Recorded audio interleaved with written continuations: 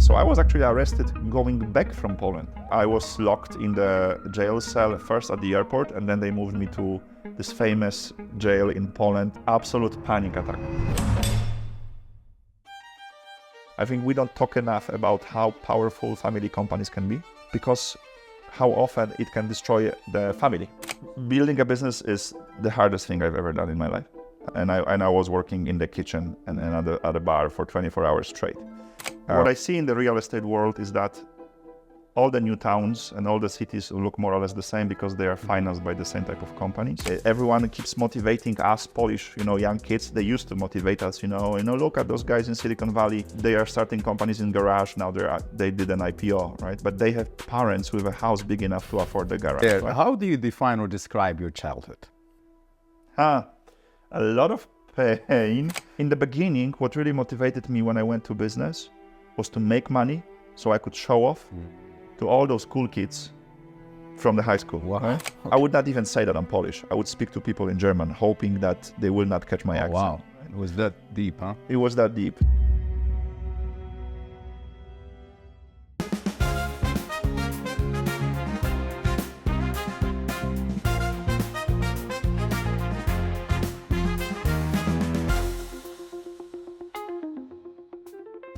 Hello and welcome to Warsaw Confidential, Poland's #1 podcast in English.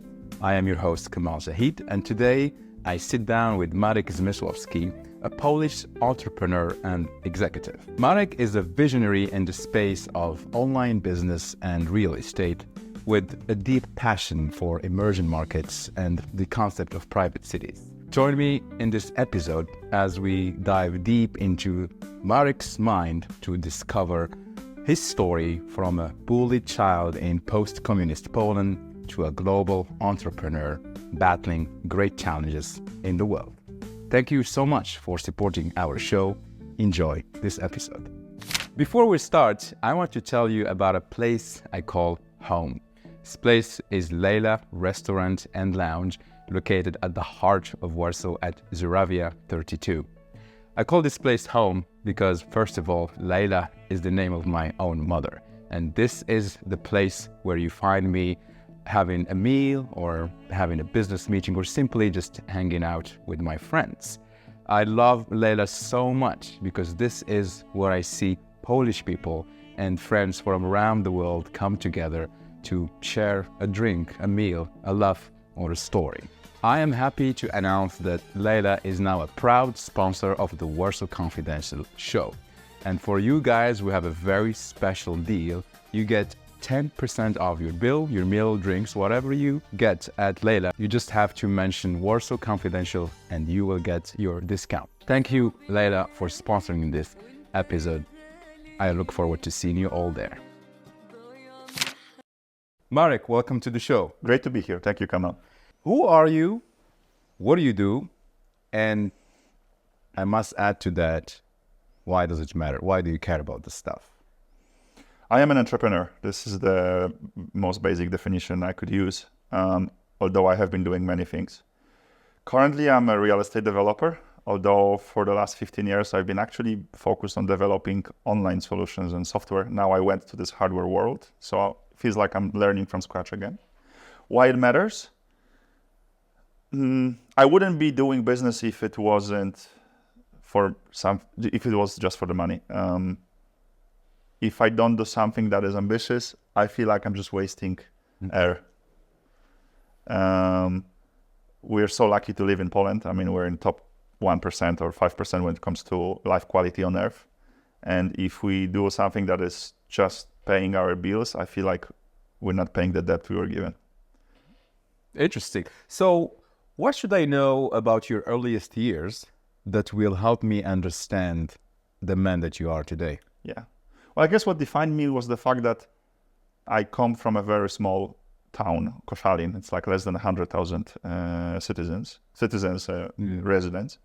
And I come from a very classic, typical post-communist Polish family, right? My mom was a teacher, my father was a soldier.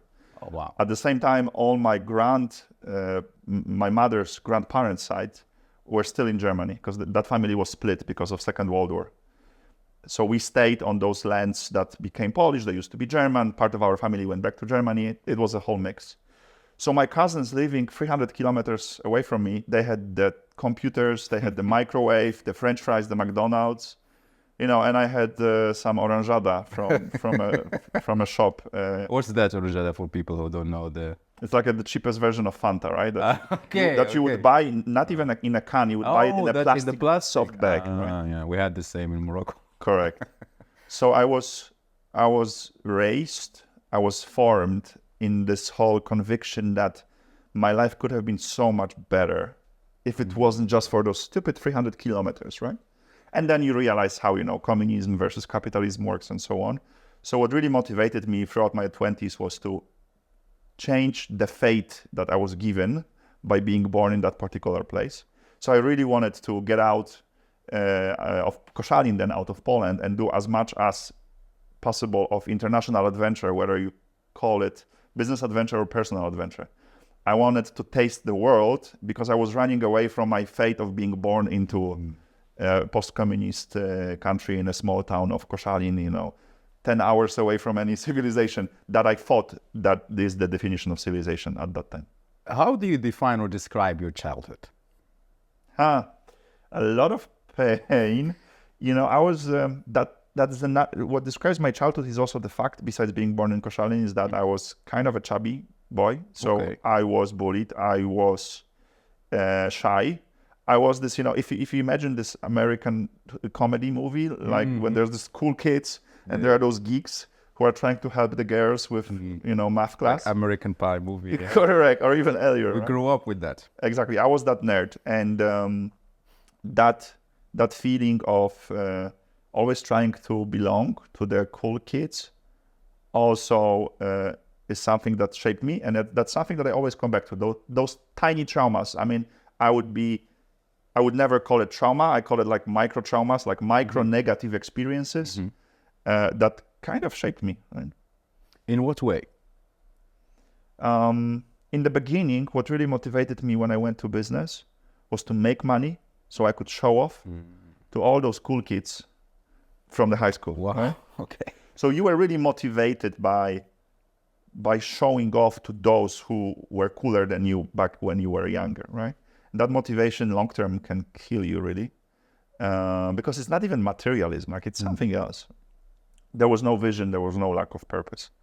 That really shaped me in the beginning, and I like to say that after I turned 30, something changed in me, and I started to search for a higher purpose. Yeah? Well, let's not call it higher purpose, let's just call it a vision and a passion, not just materialism and showing off.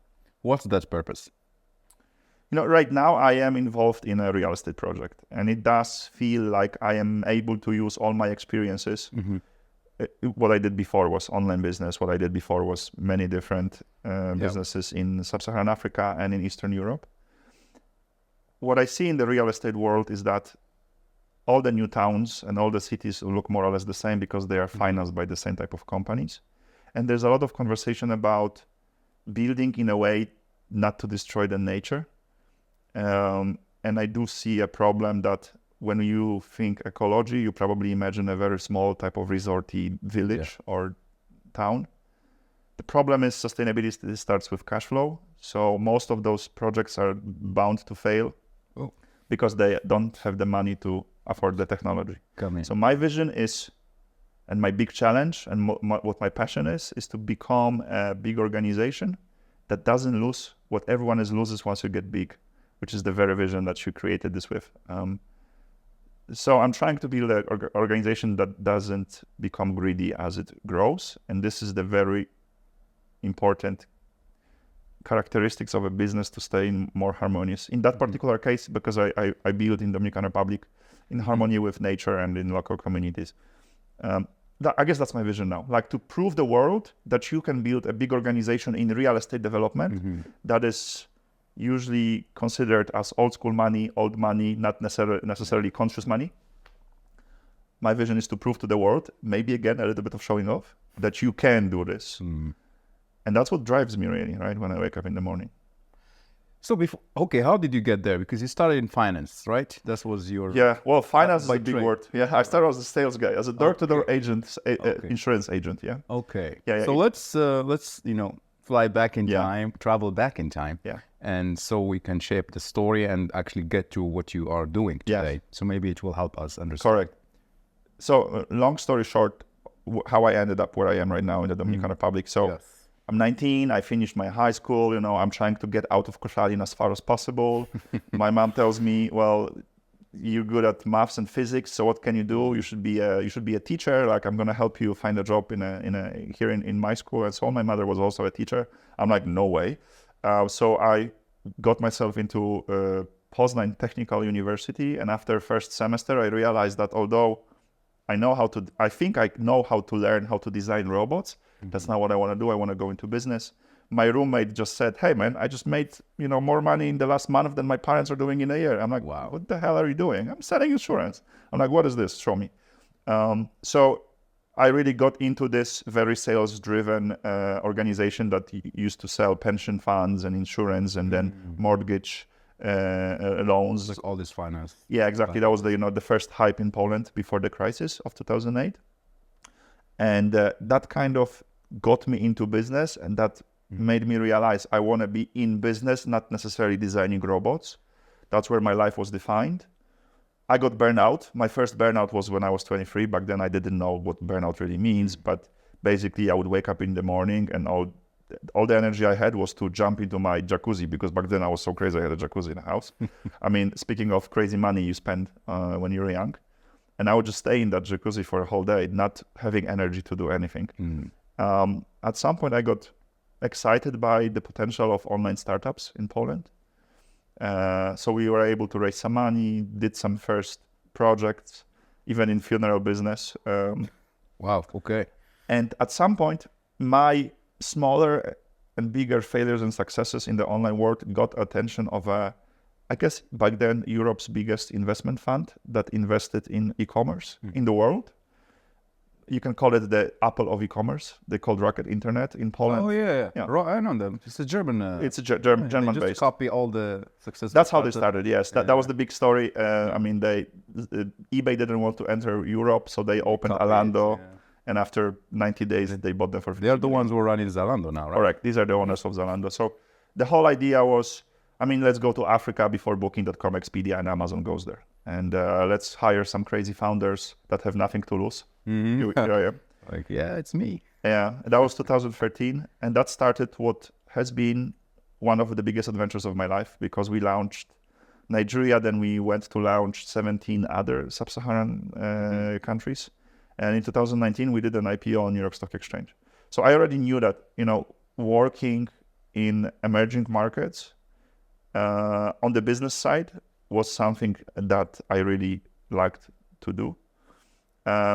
After that, I went to launch a solar business with my Polish co-founder. We launched in Poland, Sweden, Germany, and Texas, out of all the American states. Okay. Texas failed. Because they have so much sun, I guess, no? Yes, they actually, Texas has a lot of sun and they have an independent grid, but that's not important. Yeah.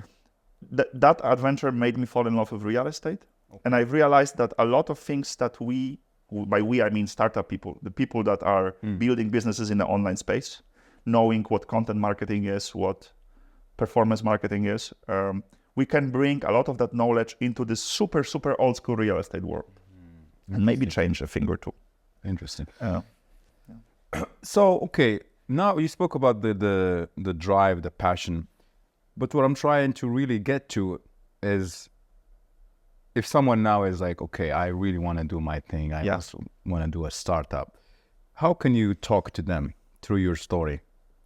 So we're talking about someone that wants to do a startup. Yeah. We call them wannabe entrepreneurs, right? Okay. Just crush their dreams now. Building a business is the hardest thing I've ever done in my life. And I was working in the kitchen and at a bar for 24 hours straight. It's like a marathon for your brain. For those who run marathons, or for those who do endurance sports, I think they know what I mean. You're under constant stress and you're dealing with constant micro failures on a daily level. And if you don't have the emotional capacity, you will most likely fail. I mean, the odds are against you. You have to be able to hold those two contradictory ideas at the same time. What you're doing has extremely low chance of success, looking at how many startups fail. At the same time, you have to be convinced you are one of the few that will. So that dichotomy in your head also fucks you up. And then you have all those daily failures of doing a startup. So I don't think this is spoken often enough. Like the most important quality of a startup founder is your mental conditioning, just like muscles or lungs when you do marathons. So, okay, you spoke about the failures. It's very important and micro failures. How do you beat that? I guess you failed as well, or you had these micro failures. You were dealing with this. So how did you manage that and overcome these challenges? I think it comes with experience. If you push it through the first time and the second time and the third time, at some point you do understand that failure is such a normal thing, and it just doesn't hit you the way it used to hit you. What helped in my case, that was many years ago. That was like 2011. Oh, no, sorry. When did I open my first business? I pitched it for the first time 2009. And I thought, okay, I have to raise money. I have to find some investors. So how many pitch decks do I have to send to realize that this business idea makes sense or not? I was like 10, maybe 20. And then I read an article about Wojciech Sobieraj, famous Polish entrepreneur who opened what is today Alior Bank. Oh, okay. He was a CEO of a bank before that. And he just wanted to open another bank in Poland, more innovative, right? If a CEO opens another bank, I mean, there's a high chance he knows what he's talking about. This guy had to meet 80 investment funds until the 81st or something like that, told him, okay, we will invest in this. So if a CEO of a bank that is so experienced, needs to hear no 80 times, then how many no's do I have to hear? In my case, it was 250, right? 250? Yeah, more or less. Okay. Like it was in the 200s, yeah. So I was lucky enough to read that statistics. And then at some point you just, in a way, you're expecting failure. Like you're going to do this, you're going to make that decision in business, and you're expecting that it will fail because only, 1 out of 10 might be a great idea. The rest as an entrepreneur is a shitty one. And I'm talking about everything. I'm at every level. I'm talking about choosing the right employee. Many will fail you. I'm talking about choosing the right product and market. I'm talking about choosing the right investors. Many investors will fail you, right? Or just choosing the bad timing, or renting the wrong office, which will end up, be too expensive for your startup and so on. So on every layer, you will make decisions which are almost deadly, right? And if you don't know how to handle this pressure, try to run marathons first. And then you will understand the business. Interesting. So what do you think it takes to overcome these challenges? What does entrepreneurs have in general that others don't? Besides that, so I guess looking at my experience, I have come across many different types of entrepreneurs. So not sure if you've come across the theory of infinite game. You really want to be in a place where you're not going to have such a big failure that doesn't allow you to start the game all over again. So if you're running your first business, you don't want to go into so much debt or emotional damage that will, destroy you, and you don't even want to start again. So I'm alluding to the first group of entrepreneurs which I have found extremely successful from Silicon Valley in my, online sector. Those called garage boys, right? Yeah. Everyone keeps motivating us Polish, young kids. They used to motivate us, look at those guys in Silicon Valley. They are starting companies in garage now. They did an IPO, right? But they have parents with a house big enough to afford the garage, right? So that's very true. Yeah, and these guys, this type of entrepreneurs have a cushion that they can always lend to, which allows them to try over and over again. So you can either have rich kids, or you create yourself an environment that allows you to try over and over again. Otherwise, you're like the mine detector in the military. You can only make a mistake once.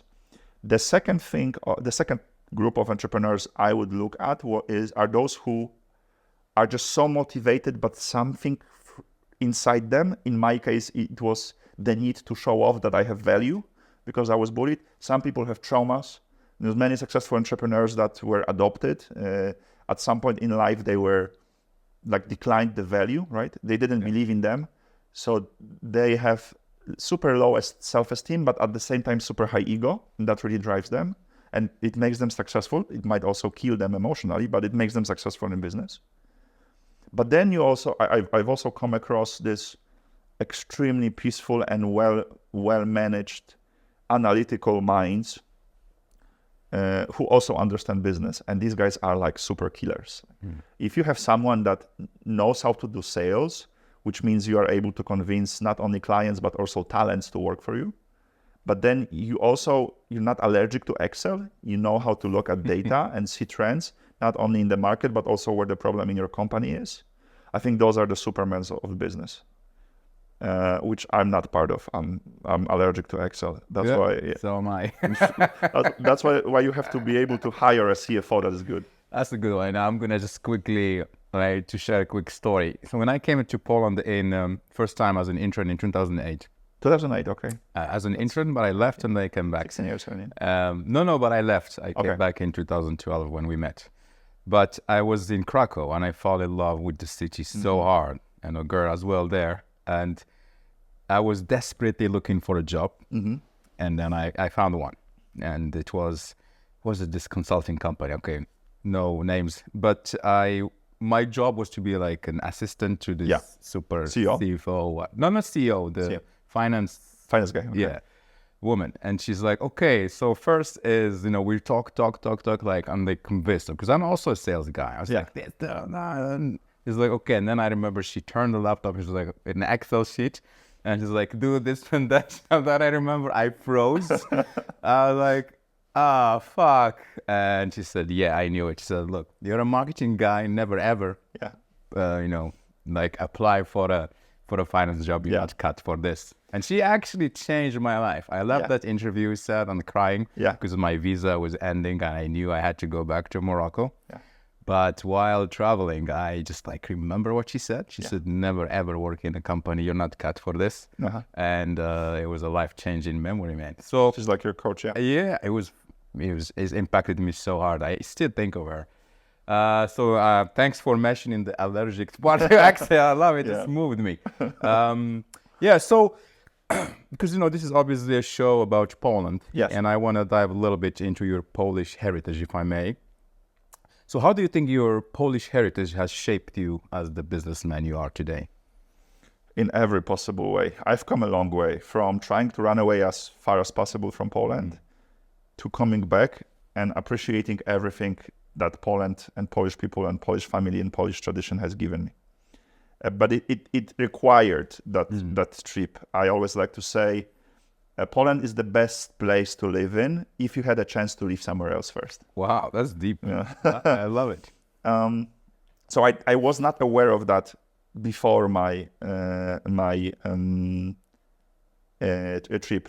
These are the reasons why I believe that Polish people, Polish tradition, and Poland is one of the best places to live in.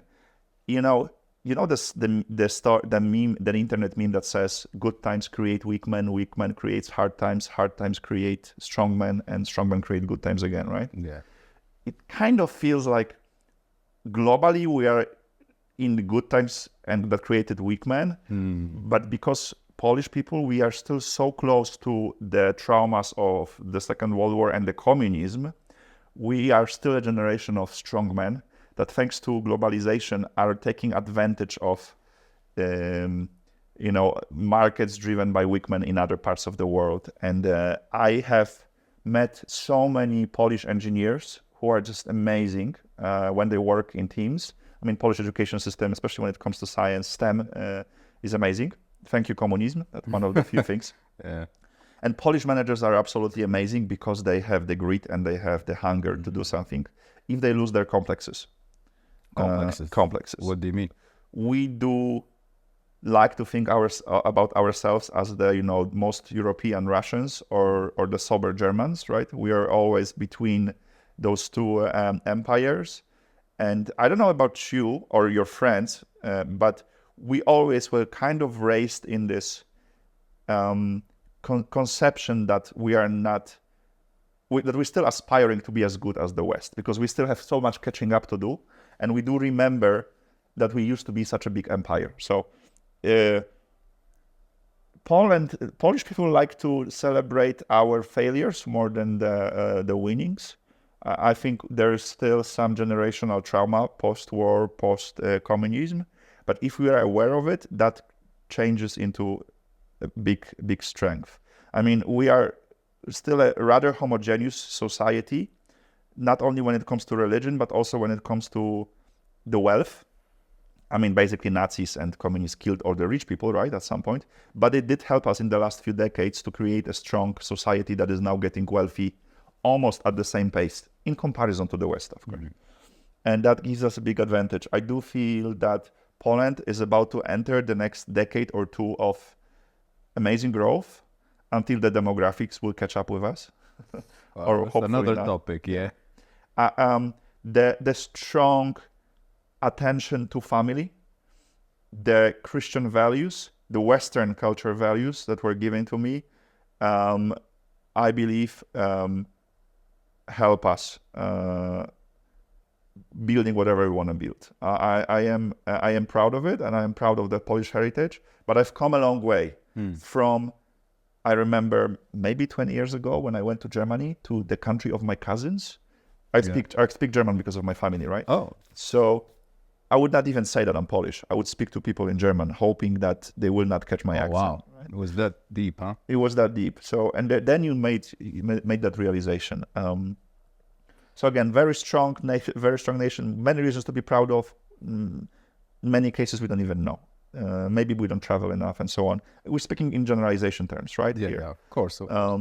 But I couldn't be more proud of where I come from and what we have done so far, and I couldn't be more appreciative of my teachers and my parents after I've lived in Nigeria, in Kenya, in South Africa, in the Dominican Republic, and so on. We are extremely happy. Like, do you know that if you make $10,000 zlotys per month brutto, you are already in top 5% of best earning people in the world? If you're making 40,000 zlotys per month, you are in the top 1% in the world. So living now I've just come back from New York with my wife. We've spent there a few weeks. Warsaw is one of the safest and most beautiful and one of the cleanest capitals in the world. I am really happy to come here more and more often. Okay, enough of preaching Poland. Yeah. No government pays me for this. Exactly. They should pay me first. They should, yes. No, but I completely agree with you. And actually the point that you mentioned that really spoke to me, and which is an observation coming from a foreigner living here or an immigrant, is that Polish people, they don't know what they have here. They don't realize that it's actually just an incredible and remarkably beautiful country, and they always think that the grass is greener elsewhere. Yeah, and so it was a spot on when you mentioned it. Okay, so we're like in 2013 now. You are figuring out your situation. You are after, and then you're like, oh, let's go to Africa. Why Africa? It's because of the investment fund. At that time, they just said we have an opening for. I saw an opening in Egypt. And I thought, okay, let me apply for Egypt. I mean, this is going to be an amazing life. I'm going to work in the office building, hopefully an e-commerce business. And in the afternoon, I'm going to do kite surfing and see the pyramids. I mean, this is it. Then I go to the interview and they say, well, Egypt is taken. We have Nigeria. And I was like, Oh, wow. Okay. I did feel like I have nothing to lose because an adventure in Rocket Internet is like almost working for Google, or in McKinsey if you want to be a consultant and so on. So it's the McKinsey of startup or Google of startups for Europe, if you may. So I was like, let me just do this with them. It was their money. What was supposed to be a few months contract, they paid all the travel. And I figured, if they kidnap me, forgive me my ignorance back then, at least I'm going to have a bigger company that to try to retract me, right? And after a few months, I just fell in love. At that time, Rocket Internet was experimenting with different business models in Africa. One of the markets that was really growing was the online booking for flights and hotels and bus tickets, but mainly flights and hotels. So they said to me, you're either going to join the marketing team of an established e-commerce business that we have in Nigeria, or you're going to start totally from scratch as employee number one, the online travel business. And then I said to myself, well, at least I'm going to stay in cool hotels because I'm going to be working in hospitality. And now it was not. It was like, I had a rat in my office one. If I start from scratch, maybe I'll learn something more. And I realized this is the adventure I was always dreaming of. When, if not now? I also broke up with my girlfriend recently at that time, so I was like, this is the time. I remember talking to my current business founder of that time, because we had a startup in Poland that we ended up even selling to our competition. And there was two of us. So me leaving was really almost a potential death for the company. But my business founder was way older than me. I was 20-something, he was already 40-something. He used to work for Rolls-Royce, the engine company, not the cars, the engine. Okay. Although they linked. And he was living in Japan. And then he told me that his experience of leaving Poland in the 90s to Japan and working there was the most important life-changing experience of his life. So he hates me for leaving the startup, but he would do the same if I was here. And then I was like, okay, if he says okay, I'm leaving. And that was 2013, I believe, yeah. What was supposed to be a few months project ended up a few years adventure. Yeah. So, okay, why was it you? Why this rocket came to you? How did you see it? Found you? So I actually sent them a CV just on the website. My friend from Poland, we both were in the startup world. I had my business, he had my business. We had this funeral business. We were trying to find clients for funeral services on the internet. I mean, speaking of bad market. That is dark, man. I mean, love it. It's like an online travel agency, just one way, right? It's just a different business model. Yeah, my friend told me there's this company, they do this international expansion. Maybe try. I was like, it's not gonna hurt. When I raised money for my first startup, I told you, like I've sent out 250 decks, and more than 100 calls. So I was like, why not? Let me just send them. And they did reply. And I thought, I'm so amazing. What I learned afterwards is that Rocket Internet was already tired after hiring ex-Harvard guys, ex-McKinsey people, and so on. Those type of amazing CVs didn't work in Africa. So they figured we need some, for the lack of a better word, more hardcore, more raw entrepreneurs, right? And the management was from France back then. The Paris office was managing the Africa expansion. And let's just say that maybe a bit of ignorance about where Poland was made them think of Poland startup scene as the Africa of Europe. That's a quote. Wow. So I was like, we have this guy from Poland. I mean, he did funeral business. Yeah. I mean, he might survive in Nigeria. Let's give him a chance. And obviously the salaries we got paid were very competitive. As a Polish manager founder, I didn't ask as much as a French one because the deal was for the shares. If the company survives and grows, I'm going to get the shares in the company, which thankfully happened. Yeah. So what lessons can we extract there? Because I think I like the idea, the concept of just saying, send your CVs, be out there, chase the dream. Because some people, they just like, hey, if I should write to Google or Apple or Rocket in this case, they will never answer. Again, I think it boils down to statistics, right? And giving ourselves a chance.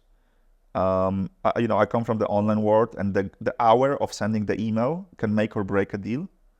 There were some studies when you were about to be judged in the morning versus in the afternoon. The judge would tend to give more negative decisions in the afternoon, or when you were trying to pass for a driving license. So you just have to give yourself a chance and keep sending and sending and sending, and just even draw. What's the word? Drone. Yeah, to drone your CV in the sea and the ocean of opportunities, because you have to break through the statistics which are working absolutely against you. And we are afraid of failure, right? We are afraid to be told no. I remember when I was so shy in high school, I even read a book about going up to girls and asking them for a date, because I had a problem of asking girl for a date. And the first thing I read in this book, as a part of your training, you have to go to a shopping mall and say hi. Without asking for a date, just say hi to every girl you meet. Because the best guys that can have the best dates are just the ones that master the numbers. Yeah.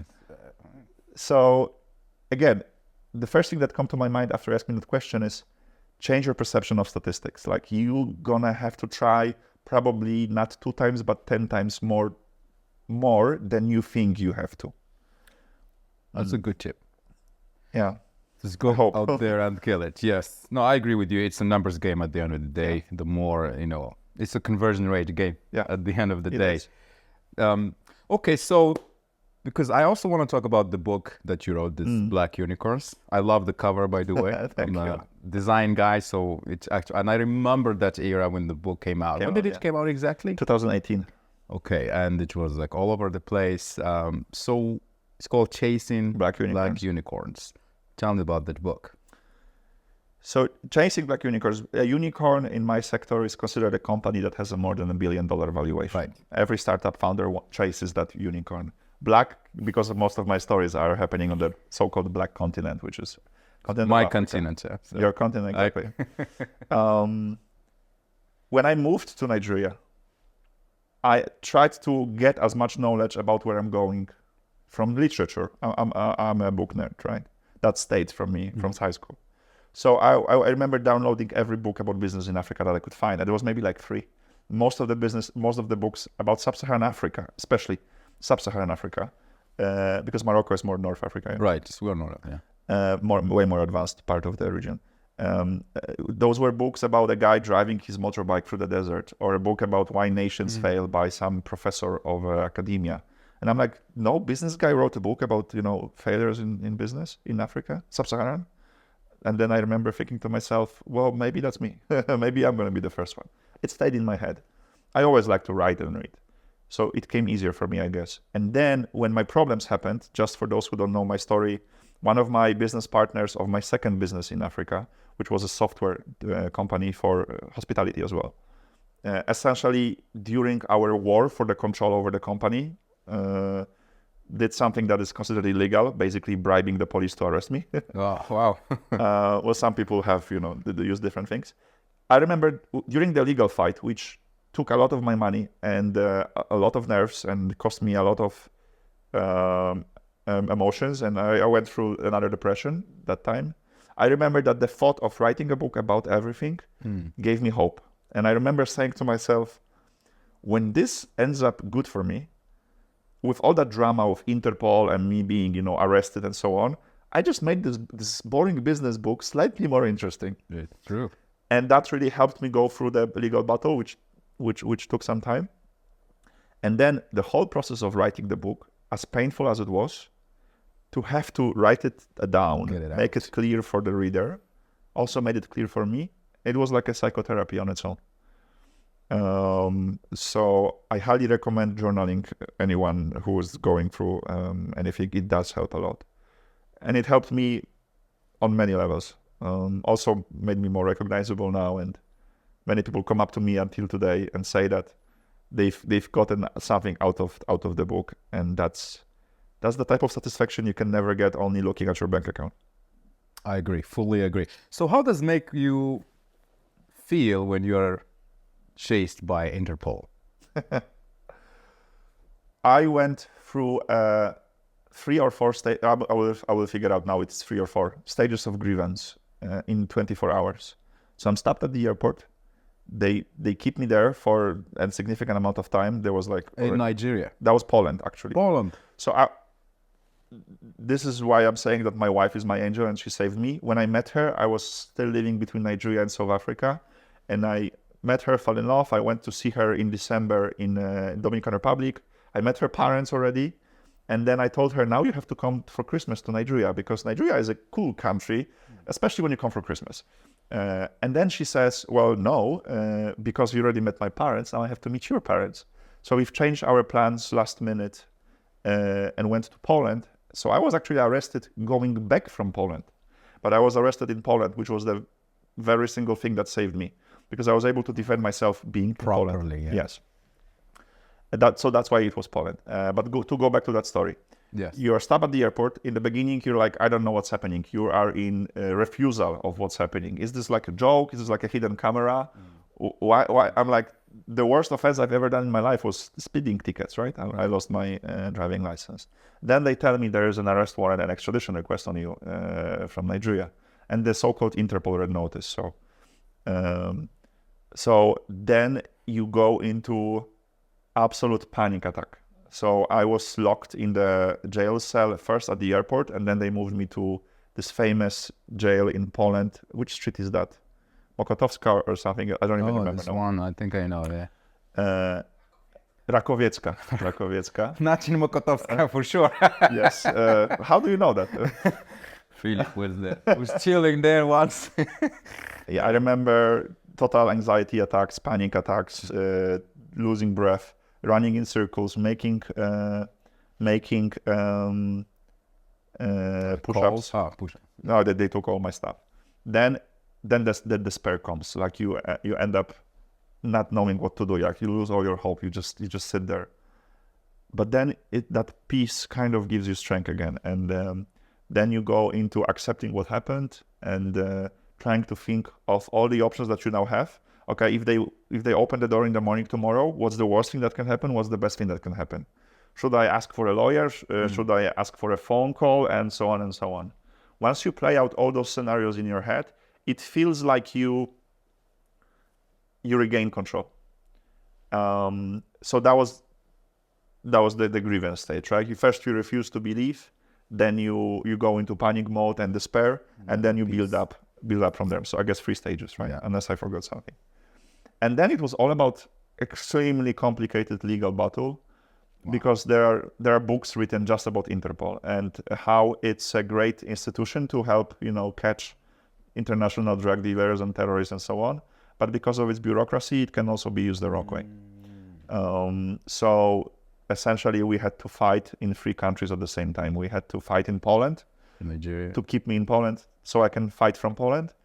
In Nigeria, we technically and basically took the police to court. Not even my partner. We took the police to court for an illegal arrest warrant, which has no basis. And then we had to appeal in France, where the headquarters of Interpol is. Wow. So fast forward, I won the case in Nigeria. My Nigerian lawyer has balls of steel. Mm-hmm. After so many adventures. Yeah, shout out to Rafiu, yeah. Well, everything is in the book, but long story short is I was able to win the case against Nigerian police in court in Nigeria, which never happened before in the history. Yeah, because of the corruption all over the place there, I guess. Correct. It was quite of an adventure. And that winning in the Nigerian court allowed me then to quickly get the decision in France from the Interpol headquarters saying, we're very sorry, that should never happen in the first place. And then to take down the Polish extradition request was just a formalities. Well, now it sounds easy, right? It does. Well, actually, you know what? I want to follow up on this. Like, if tomorrow I'm sought after the Interpol, what are the steps you could advise? Yeah, give me a call, right? Yeah. So for those who didn't read the book, can you just summarize? I don't want to spoil the books for the ones who want to buy it, obviously, but what was this basis on this Interpol situation? So the Interpol situation is just the last 2 chapters of the book. The book takes you from my childhood upbringing, running away from Koszalin, my adventures in the first Polish financial sector company, which is also famous or infamous in Poland, then the startup adventure, and then the African adventure. I had so many stories that I was sharing with my friends, and I kind of knew which stories are they resonate. Exactly, resonate with people. So I chose a few stories. So it started as a biography with the crazy stories I went through. And if you live in Africa, especially Sub-Saharan Africa, the adventures search for you. You can literally sit in the hotel and wait. Someone's gonna knock. Right? And then in between, I've added all those business lessons that I figured out. Right. This is something I wanted to read when I was flying that first flight from Dubai to Lagos. So it became this semi-biography, semi-business book that many people liked. Therapy as well, I guess. So myself. Let's zoom there. What are these business lessons you can advise us today? Well, we spoke about statistics, right? And changing the perception. Understand your statistics. Understanding statistics. What really resonated with me is the concept of infinite game. So you never take a risk so high that a potential failure doesn't give you another chance. Because we live in the world of FOMO, right? Oh my God, there's this business opportunity. If I don't do this now, Bitcoin won't ever be, $30,000 again, right? stay out of FOMO. We live in a world that speeds up faster and faster and faster. There will be more opportunities. Emotional conditioning is by far the most important thing I could think of. It's like a marathon for your brain. What do you mean emotional condition? Like living under mental stress health? on a daily mental health, living under stress on a daily basis, and that you have to learn how to deal with and essentially lower it down, because what kills us all is chronic stress, right? Mm-hmm. And I'd say being stubborn and confident, even to an extent of sometimes sounding stupid. True. And holding that dichotomy, right? I mean, you know that you are in the world where the odds are against you, yet you think you're one of those few that will do it.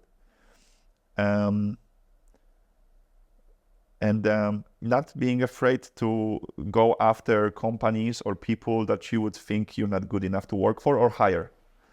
If you ask me what I'm most proud of right now, Yes. every manager that works with me right now is better than me. Okay. And for some reason, I convinced them to work for me. I think we're all good, Yeah. Ask for a raise now. Well, they probably will, and they do. But that gave me superpower as a human, right? I did understand where my weaknesses are. And my weakness was I'm allergic to Excel. I know how to convince clients, people, employees to work for me. But once the company grows, if I don't have a CFO or CEO on the board, we can screw it. Oh, I see. And realize where your weaknesses are early. I guess because of the way school taught us, we are forced to correct our weak sides. And business teaches you something else. Focus on your strength sides, focus on your talent, hire someone else to do your weak sides. Mm. That's the counterintuitive thing. That's what always helps me. That's what I'm just looking in the head, in my memory, what I keep repeating myself. Right? And those are the things I keep repeating myself. Which means they work. Yeah, I guess. Well, let's see. The thing about life is that you don't have a control group. You don't really know if those decisions were good for you or not, because you don't have a comparison until you have access to the other universe, right?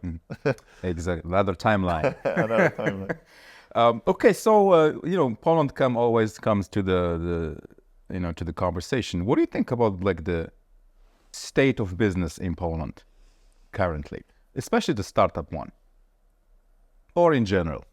I don't think my knowledge goes that deep right now. On the outside, it does look like companies are still very young. With just 30 years, 40 years of capitalism. There's not much generational wealth. So far, the market, the businesses have been grown thanks to foreign capital. So very immature business still. Huge potential. Poland itself is a big market, but that's also a trap. Not enough companies think about going global from day one. Extremely, extremely high access to talent. I mean, when we look at engineers and also potential managers, extreme high pool of talent. I mean, that's not a coincidence that Intel or Carlsberg or the other corporations are not. They don't have their factories here. They have their back offices here as well. Right? Okay. And we have new infrastructure. Not everyone will agree with my comparison, but we have been growing the China way. So we have been the China of Germany, right? And many companies, many factories, many producers that were just producing certain type of IP, intellectual property for the German client, build their own and created their own factory and so on. And now they're newer, they have higher quality and so on. There's a huge potential in Poland being a logistics hub for the trade between the West and the East. And we're also an e-commerce hub for Europe. Now, because of the talent that we have in coding and software engineering, Poland has become very strong also in gaming. We're top of the game, and software tools. I don't know how that will change when AI becomes good enough to replace much more the coders than it does now, right? Because there is a big threat on this side. I don't know how to do. What's your take on AI? That's a good topic you brought here. What do you think about it? On a personal level, I guess I'm older. That's how I realized I'm old. I start to like things the way they are more often than looking for the change. I think that's where you realize Welcome to the real world. Welcome to the real world. Yeah. It's fascinating, even for a startup guy, how fast this thing is progressing. It is also scary because this is the first time in the history of the world when the tool improves itself. It's definitely going to shake up many sectors of business. I mean, especially marketing. We thought AI will take our cleaning jobs and building jobs, but it's taking our marketing jobs and creative jobs and so on. I don't think it was supposed to be like this, right? I wanted AI to clean my dishes so I can write my poem, not the other way around. Right? Actually, that's not my quote. That's someone I read. So, yeah, we live in very interesting times. I don't have enough knowledge. But what I do know is that this thing is growing faster than anyone expected. And there's so many things we are not even told. We don't know what they have, right? Well, what I'm trying to actually ask is like, are you for it or against it? For me personally, I love AI. I use it every day in my creative work. It helps me. It helps me really like tap into my creativity, and that's the only way I use it. And so I would assume I am for it. Yeah. But at this level, it's like almost I don't want it to evolve. Like what we have now is enough. Well, I guess I'm for it as long as it's developed in the right way. Just like internet was growing so fast that the legislations never speed up. You know, the more deadly something potentially is, the more regulations you should have around it. And I have not seen a situation when something is so potentially deadly. I'm not even talking about, you know, robots sending a nuclear bomb to kill us, but to kill a specific sector of an industry that might shake economy of particular country or sector. Right? So I am for it because we want to progress. Worried that it might go the wrong way or create some shakeups that will have irreversible damage. I'm talking about unemployment. Which might force people to go into universal basic income, which might force us to go into some more additional social control, which is the China way. I am afraid of where the West is going with those additional control based on AI. Again, coming from post-communist country, appreciating all the good things about capitalism and the good and the bad and the ugly of capitalism, I do kind of feel like communists want to have a second shot with communism now with AI. Oh man, there you go. There it is, the viral moment. Say that again. The communists want to have a second shot with communists thanks to AI now. Let's experiment maybe. Well, actually, this is going to be a nice segue to my next question. Is this futuristic city you're trying to build? Or this is what you're doing now? Is it in Africa? Where is it exactly? Dominican Republic. In Dominican Republic, sorry, yeah. So yes, we are building, I guess in European standards, a big village or a small town from scratch. When you look at the sector of smart cities and futuristic cities, we are probably the dumbest of all of them, because we're not as a company, you mean? As the project, as the real estate project. As a project. We want to be that dumb city. Just like when you buy a phone, you just want the phone to make a phone calls and send SMSs without all those smart stuff. This project is not about driverless cars and everything at the touch of your smartphone. It's a project designed for 5,000 residents. We figure out that 5,000 residents is more or less the scale of the business that gives you enough sales revenue, enough management revenue to sustain itself, which ties to what I told you in the beginning. Like many ecological projects are just too small to survive the test of time. But the big projects are too big. They become greedy. They forget, about what they started in the first place. Usually the scale screws the vision, right? Look at big pharma or foundations or charity organizations. So this is essentially a very classic business model, because in real estate we are all used to horizontal expansion. So land developers only focus on land development. Brokers just sell and expand. Developers just search for a new piece of land, they grow, and then there's someone managing it. But there are projects around the world. Funnily enough, the biggest real estate project in the US is a private city, Orange County in California, that basically built once, huge area, they develop it from scratch, including roads and pipes, build it, sell it, then they act as a broker, and then they act as the street cleaner or your hotel concierge, right? It's basically vertical integration instead of horizontal integration. And that's what we're doing. So it's not really that futuristic, right? Okay. Because it's a classic business model. It's not that obvious to integrate it vertically. We're building this mainly for residents from United States because they fly to us 2-3 hours. It's like Poland flying to Spain. And the main idea is to keep density low. We're building mainly 1-floor, 2-floor houses. I mean, if there's a condo, it's maximum 3 floors. And this is for your typical second home destination. Like you work in Miami or New York for a few months a year, and then you move for a few months there. And the focus is on longevity. And the longevity, not by going to some fancy medical treatments. We focus on the 80-20. So the 20% things that give you 80% results. And we believe that the 20% of things that give you 80% results in longevity is being close to nature, wow. being more on the sun, being closer to the water, working out more, stretching out more, the basics. That's the 80-20 before you go into fancy treatments. So, for example, our community will have a longevity center, but you're not going to have their stem cells transplants or infusion yet. You're going to have, great gyms and great swimming pools and ice baths and sauna and yoga teachers and mobility teachers. Again, we go back to basics. Right. What made me fall in love in Dominican Republic is, for me, it was like tiny Africa. Right. I saw there everything I made me fall in love in Africa. Maybe it was much safer and more developed. And when I moved to Dominican Republic because of lockdown, back then we were living with my wife in Spain.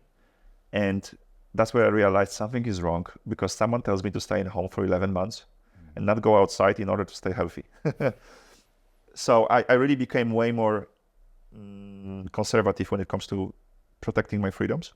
So we moved to Dominican Republic, and I understood or realized back then that although I have time difference of 6 hours, with Europe, although I work out more, sleep more, work less, because I am healthier and in higher spirits, I'm getting more shit done than ever. And then I look around and I realize, why am I the only, white boy with a laptop here? So that was the idea, to combine the best of both worlds, the jungle, the Western world with everything we come from. Because many friends of mine are successful financially, but they usually have messed up personal life, emotions, health, like I did, right?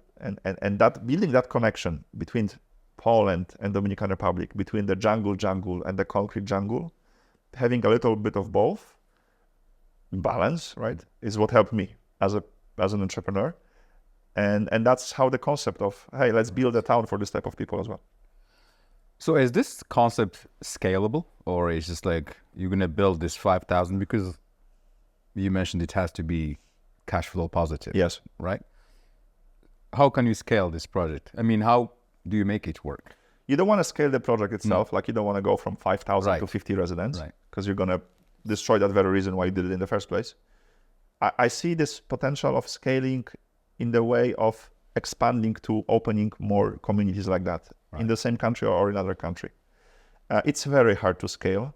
It goes also against the core of the business model, which is vertical integration, not horizontal. So I wouldn't say it's easy to scale. Definitely not when you compare it to online world, right? Exactly. But it's big on its own itself. There's so much to do.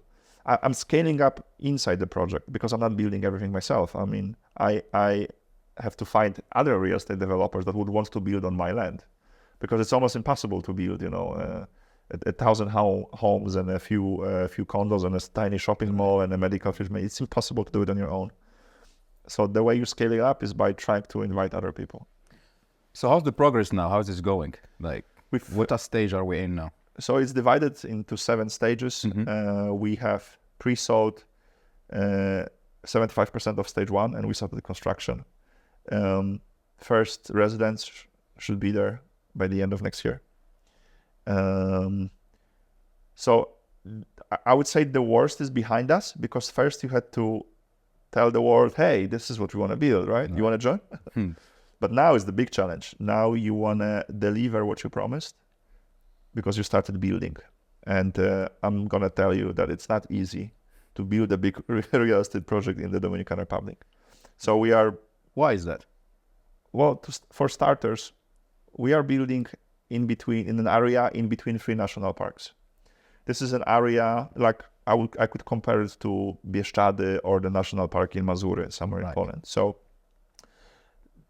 the documentation that you need to provide in order to get the approvals to build are easily 3 times more complicated and more robust than in Poland, that is considered a very bureaucratic country. Then it's very hard to acquire talent and find subcontractors because we are essentially building in one of the least developed regions of the country. At the same time, Dominican Republic is going through an economical and development boom. It's like Poland of Latin America. Right. It has shown the highest growth in the last 60 years by far in the whole region. Very similarities between Poland's growth as well.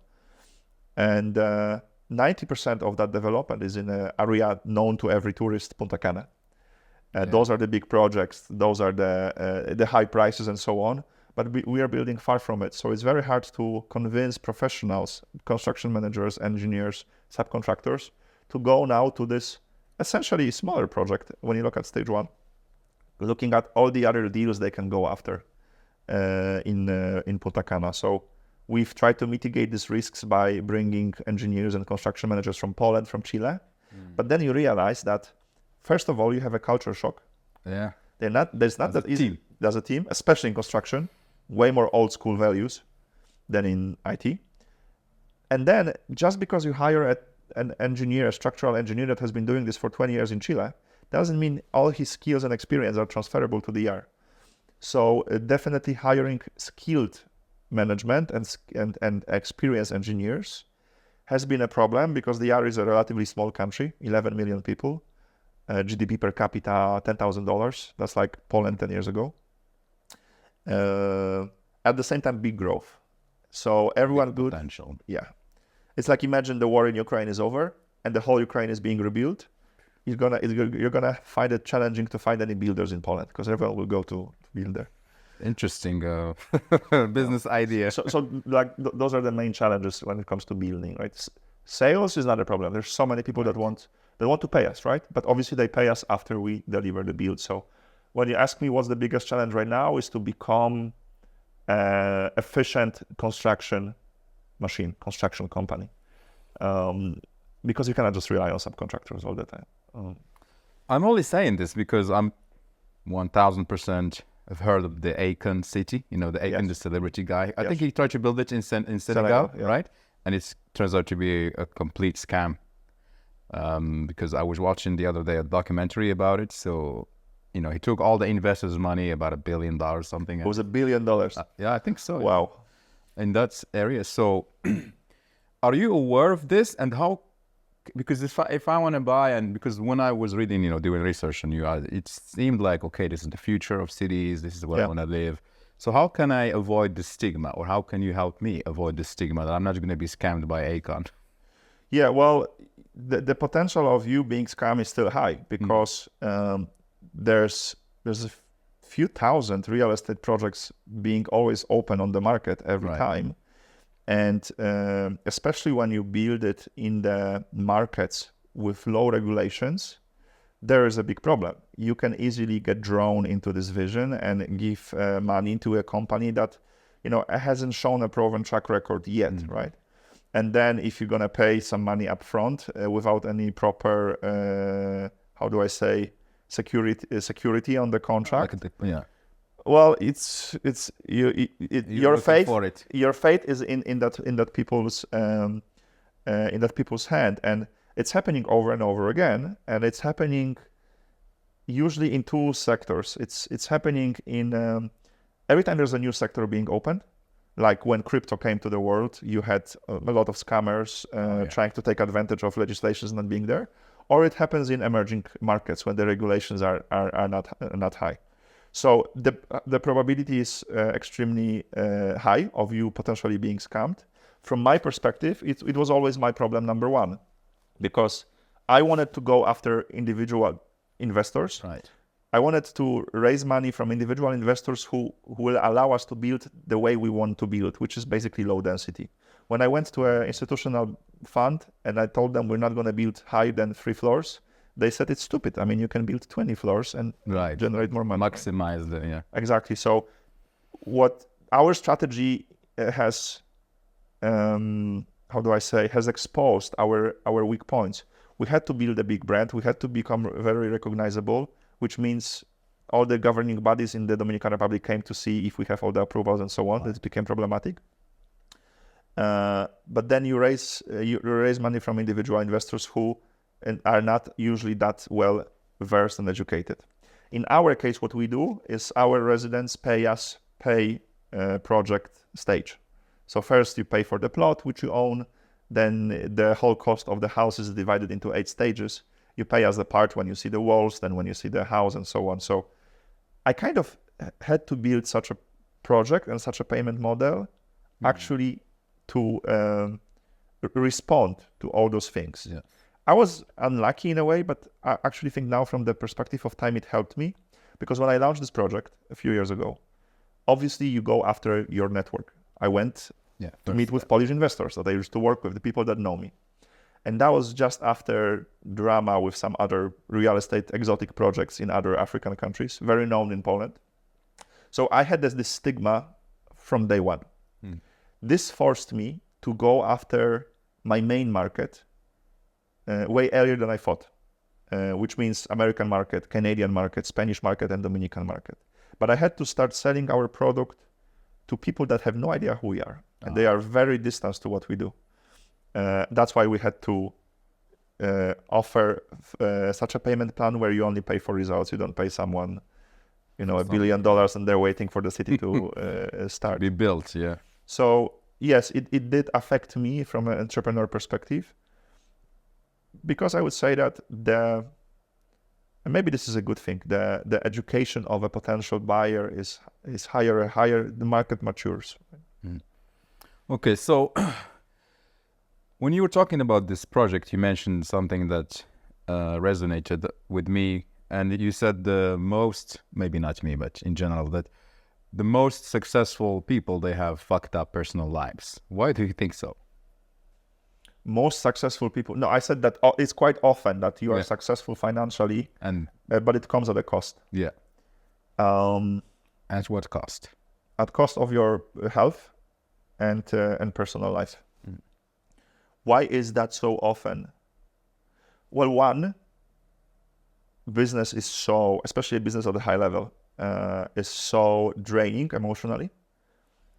And two, in general, we are not the best at managing our personal lives, our emotions, our relationships, and so on, which I find crazy. Like, you're going to spend half of your life with one person, and you're not even going to go for a therapy to see if you're doing this the right way. I mean, you're about to drive a car, you go to pass the test. Have you passed the test to be with another person for half a year? And I think that once you become successful financially, your opportunities change, your life view changes, and so on. And many times you want to get out of the relationship instead of working on it. That's why so many broken relationships. That's my take for now. I think it just amplifies bad choice you have done in choosing your partner, and it amplifies the work you have not done on yourself. And I guess because we know more about personal life of successful people than we know about lives of your average Joe. So there might be also some confirmation bias. But from my personal perspective, I do see it quite a lot when I look at my network of friends. Many divorces, unfortunately. So how is your relationship helping you? Because you're married right now. Yes. You have kids? Not yet. Not yet. Okay, we're gonna get to that. So how does your partner is helping you or defining your mission, your purpose? Because you mentioned there at the beginning, you said thanks to her, yes, you're doing this. So can you tell me more about this? So we've been together for almost 8 years now, 7.5. We got married not less than a year ago. We're gonna have our congratulations, thank you, anniversary. So I think we were lucky to find ourselves and to be so compatible. I'm not saying that we're different, we're compatible. We are kind of similar. So we understand each other's flaws and so on. Jaritza, she's Dominican. She also comes from humble beginnings. She also has a huge internal ambition to break through the mold, the social limitations because of where you were born with. We could very easily understand each other on this side. Also hardworking. I'm more on the pragmatic side, cold raising, like being very on point. She's the Dominican Latino artist that is very warm and well-spirited and just makes everyone laugh immediately. That energy somehow fit together. But then we've been going on therapy. I mean, every time there was a problem and we figured out that the problem might affect this relationship, we would call the therapist to help us because we really wanted this relationship to work. And then I was able to convince her to work with me in the business, to help me. Not only her, but also her sister, who's an architect, and the husband of the third sister, who is a tax consultant, because I always wanted to build a family company. And their support, the support system I have from them on a daily basis in business, I never had this in my life. I think we don't talk enough about how powerful family companies can be, because how often it can destroy the family. This is the open secret that when you look at Fortune 500 companies, many of them are family companies. I don't think it's spoken often enough. We talk about family companies mainly from the perspective of, you probably don't have any family life, right? It might be the opposite. I have things to talk to with my mother-in-law. Usually we talk, about business. Otherwise I would maybe... In Spanish? I try to do in Spanish. Yeah. So she gives me a support system not only in the home when I come back totally tired and somehow pissed off. She knows how to calm me down, sometimes by just taking away my phone and giving me a kiss. But also in business, her presence helps me. I highly encourage everyone to open a family business, but it's a risky thing. Don't you think so? Like mixing relationship, love, and business is a bit too dangerous. I speak for myself. My last serious relationship failed because I made my ex the CEO of my company, and she was so good at business that I kind of exit the relationship, and it's unfortunately end up destroying our relationship. So family business, and I would also throw another thing to this in business. I would say that building teams which are multicultural and diverse is a high risk, high reward game. Correct. Many times you can fail at it. There's a high risk of a multicultural, diverse team to fail at the beginning. There's a high risk of a common business screwing the relationship. But once you get it done right, that team, that family business can outperform those other types of business. I would see it as a high risk, high reward. So let's go back to the kids. Where do you see yourself living? In Poland or half-half? Or half-half. There's no better place in the summer than Poland. Right, that's true. I agree with you. So do you see your kids growing up in Poland? Absolutely. As you did, right? Yes. Poland with its safety, with its good education system in comparison to our Western neighbors, with its still relatively traditional approach to building a family is something where I want to raise my kids. At the very beginning, we're probably going to be staying in the DR simply because the nannies are cheaper. Oh, okay. And then obviously, ideally bilingual studies and international studies, because again, being raised in Poland and having a taste of international adventure and learning languages, it was the combination that made me who I am, and I think it's a great combination, and I want to give the same to my kids. Because I'm only interested, your relationship is a mixed racial relationship, correct? And I'm assuming I would have something similar as well. And I always can't help but feel that in the back of my mind that my kids will have somehow because of their look, quote unquote, Yeah. they will have some challenges in Poland. Yeah. Do you have that in the back of your mind, or does it concern you? Honestly speaking, Yeah. not for Okay. two reasons. One, and that's not maybe statistically, that's anecdotal evidence. Jarica has had only positive experience when it comes to her being different, because people are just so interested in you because you are different.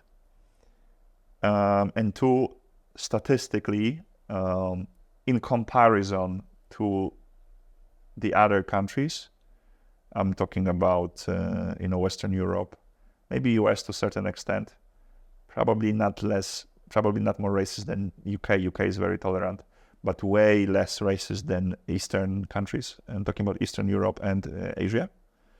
Like the East. Yeah, the level of racism in Poland statistically in comparison is low. Maybe thanks to the fact that we were such a homogeneous society for a long time.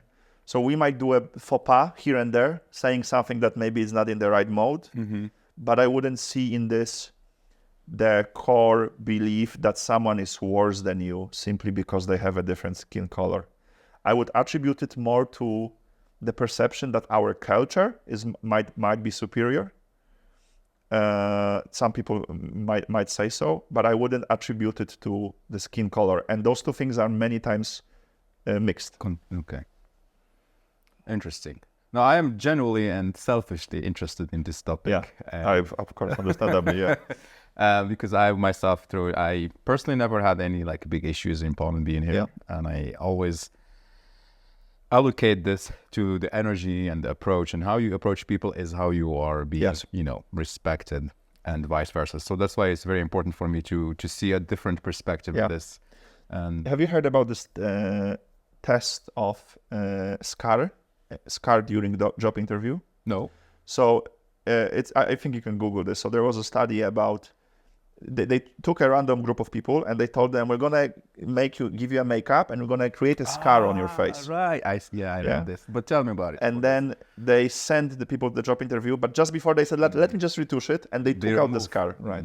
And they asked them about the experience of the scar and whether it changed the perception of the interviewer, and everyone said, yes, I got a worse score because of the scar that they didn't have in the first place. So what does that tell us? Yeah, you can change a lot in your life about assuming less. And even if you're put in a bad position, taking it with a head-on might change it for the better for you. But that's another thing that I like to repeat. I mean, if I'm supposed to lie to myself that everything is my fault or everything is someone else's fault, I prefer to lie to myself that everything is my fault. Because at least if it's my fault, maybe I'm giving myself the agency to change the responsibility. Even if sometimes it's someone else's fault, whatever. Yeah. True that. It's true. Sometimes, my ex-girlfriend before Jarica was a Nigerian girl. Okay. And I would sometimes... I think I met her You met her, yeah? I think so. I don't know which one I met, actually. We were in Delight. That must have been Keinde. Okay, the ex-girlfriend. Keinde, yes, from Nigeria. So that's another third one. No. Two. Okay. Her name the Nigerian one, yes. Okay. So you might have met my other ex, right? Okay. Yeah, I think so. Anyway, I remember us having this conversation because she's American, so she was always more aware about potential racist moves towards her. And she said, well, this guy at the airport was so racist to me. And then I would ask her, like, why? Well, he was so mean to me. But maybe he was just Polish and an asshole, right? In general, right? And some people would get offended by that comment. Some people would say, yeah, maybe in some cases I am attributing this to something else. But again, you can never say because you're not there and you don't know what's in that person's head. No, but I 100% agree with you that if you think that you are being racially abused, you actually will start to see racism everywhere. Yes. And I know that from my personal experience, that I know that Poland gets such a bad rap, or like it's a racist country. Oh my God, Polish people are racist, but it's truly not. And I lived here and I've been elsewhere. I've been to the US, I've been in other countries, and I know. Yeah. And it's also sad to say in Morocco, I see like sometimes Moroccan people are racist to people coming from sub-Saharan countries, they're trying to get to Europe.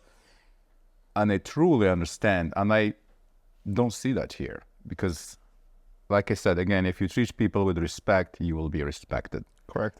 Back. And this is, again, a funny story. I was traveling to the US with my a Polish friend of mine. And when we arrived to the, what do you call it? This immigration, the guy is asking you what you want here. Yeah. So my friend gave him the passport. He gave him the Polish passport. And he said, it's like, the first thing this guy said was like, hey, do you have some kielbasa in your bag? I was like, whoa, man, that's fucking racist. That's fucking racist. In the queues, because, from Europe to the US, there's always a marshal officer, in the, secretly. And out of everyone, he picked me. I see him coming. He came to me, he was like, sir, where are you from? I was like, God. On the plane? No, before. Before, yes. Before you get in. Yeah. And I was like, I see him coming. I was like, why me, man? Like, I'm just white like you. And I started laughing, and I was like, yeah, bro, this is my fucking job. I have to do it. So just give me the passport. Yes. I was just like, hey, man, it's okay. I'm just kidding. I don't care. So these little things, that's what I mean when I ask you about the kids. Because the kids, they don't have this understanding of the world and this, let's say, this broad vision. And it's really, I would just really assume that it's going to be a little bit complicated to raise them. But also at the same time, it is a very powerful thing because I know if they manage to do it, they were going to be resilient. Yeah, and correct. Little powerful kids. I mean, who am I to say? I don't even have kids yet, but it does seem to me that raising kids is like giving them a micro taste of how the world will look like. So you want to expose them to whatever they're gonna face anyway. Maybe just in a safer environment. So better earlier than later. Beautiful. Marek, we have a tradition here. I ask you a random question that is completely unrelated. And you get also a chance to ask me one question completely unrelated. Okay. Yours today is, when was the last time a stranger did a kind gesture towards you? When was the last time a stranger did it was in the Dominican Republic. My tire got destroyed on a highway, and they just immediately stopped and helped me change it. And they didn't even ask for a tip. I am kind of curious. I wanted to ask you that question anyway. Like, out of all the countries you had a chance to be in, why did you decide to come back to Poland and stay? That's a good question, Marek, because when I came to Poland in 2008, like I said, my internship finished, visa ran out, so I left to Morocco. I finished my studies. I was like, okay, what again? I need to go back to Poland. I couldn't, so I went to Germany, to Berlin, and I was living there, doing my life, and because I had so much fun here in Poland, like going out and meeting people, I had a similar idea when I went out in Berlin, in Germany. But when I go to the club, they will not let me in. I go there, I'm like, hey man, like passports. So I give this big ass green with the Arabic characters. And before he opens it, like, no. Wow. I'm like, okay, maybe another club. And I keep going. And I was like, man, I just want, and I was going alone. Because Berlin, if you know, it's a hipster city. Yeah. I was going more to this, let's say, commercial clubs. Yeah. I was not into techno. So I like the nice house music, and I was not ever allowed. One day I said, you know what? I am going to dress like $1 million, €1 million. You are in Europe. And I went with a suit and everything, and I was allowed. And I got inside. I had a fun, night. But I was like, man, I don't want to pretend wear a suit all the time to get in. Yeah. It's like, it doesn't make sense. And then my brain flew back in time to Poland. Like in Poland, when I was going to clubs, they would open the VIP door with hugs and beer.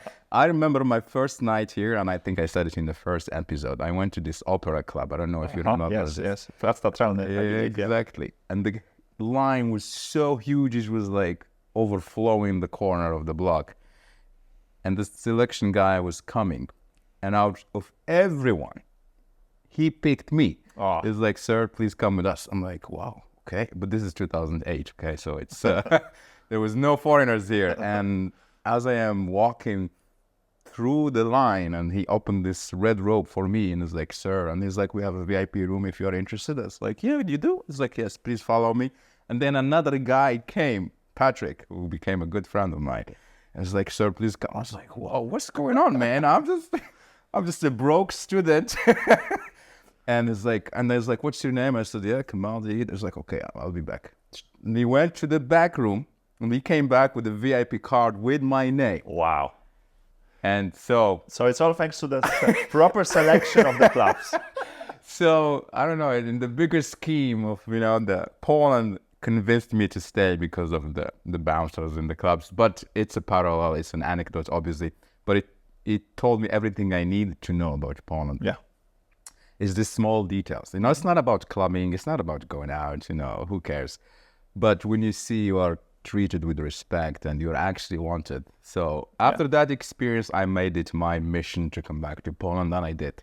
What a great ambassador of Poland you are. Also, that's a cool story. Thank you. Good question, Marek.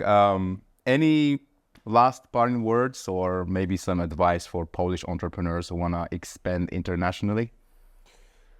Just do it, because you will realize that we are way better than we think we are. Great advice. Marek, thank you so much for coming to the show. For the invitation. I'll see you soon. See you soon, around in Warsaw or here. Or yeah, please let me know. Stories are the single most powerful weapon any leader can arm themselves with. They are the currency of humanity. And those who tell inspiring, emotional, powerful stories rule the world. And today, I am super excited to talk to you about storytelling. To put it simple, storytelling changed my life. It allowed me to meet the most incredible people in my life, to raise capital for my startups in Dragon's Den, and simply improve my life as a human being. And today, I would like you to do the same. So, I am excited to announce my upcoming masterclass in the art of storytelling. And so, if this is something you're interested in, I would love you to join our masterclass. So, you can leave your details below and I will be in touch. Thank you so much and see you soon.